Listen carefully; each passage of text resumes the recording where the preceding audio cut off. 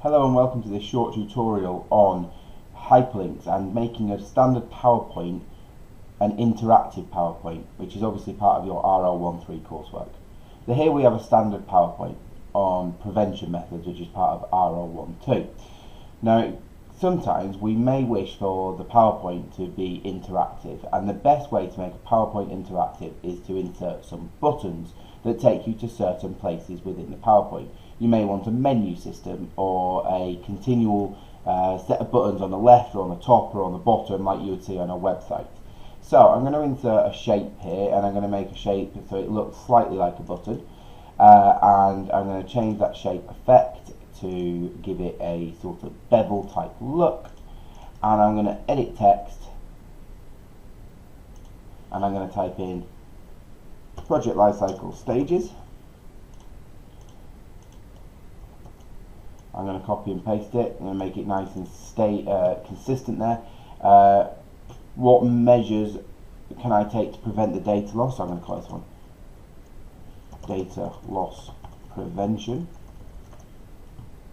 Okay, and I'm going to leave it there because otherwise it's going to take a long time to show you what to do. So I'm going to right click that there, I'm going to press link, and I'm going to go to place in this document, and you'll see in here that I can start looking at the different slides. Yes, that's the slide that I would like it to take me to. Right click that one, link, and that's the slide I would like it to take it to. Now in this slide, when I get to this slide, if I don't have a button, I get stuck, and what I could do is I could start copying through the buttons once they're created onto every slide and remove the button of the slide that I'm on.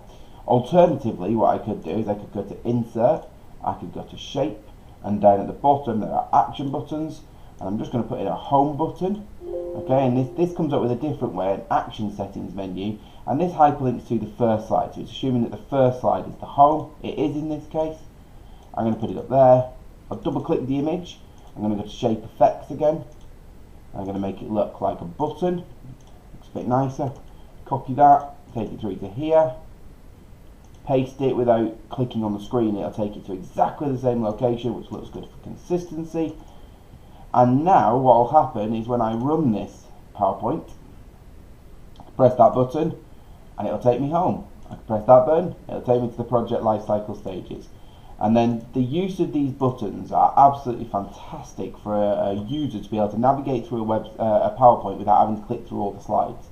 Now, one thing I'm also going to include, which is really important, is how they get out of the PowerPoint, because obviously what we don't want is them to be continually stuck in the PowerPoint. And if you get a novice user who is unable to close a PowerPoint because they don't know what that means to close a PowerPoint, then they're going to struggle. So I'm going to enter a blank button. I'm going to change this down here to end show and press OK. I'm going to right click, I'm going to edit text and type in exit. I'm going to go to shape effects again. I'm going to make a button. I'm going to make it a little bit smaller because it's a little bit invasive. I'm going to drag it down to the bottom here, copy it, paste it, copy it, paste it, paste it, paste it, paste it, and now when I'm in this slideshow, they can go home, they can go to where they want to go to, they've read that information, they're happy with it, press exit, and the slideshow ends. And that is how you enter a simple hyperlink into Microsoft PowerPoint. Now finally, it's exactly the same if you want this hyperlink to take you to an external web page. All you need to do is go to existing file or web page, you get the hyperlink that you want, and you paste it in there, and now that button upon clicking will open up a web browser. Finally, if you want to do a link to a new document so that when the user clicks it, it opens up a separate document, you go to existing file, you go to your folder structure in here, you find the file that you want, and now that will open that file when the user clicks on it. Thank you very much for listening. I hope that's been helpful.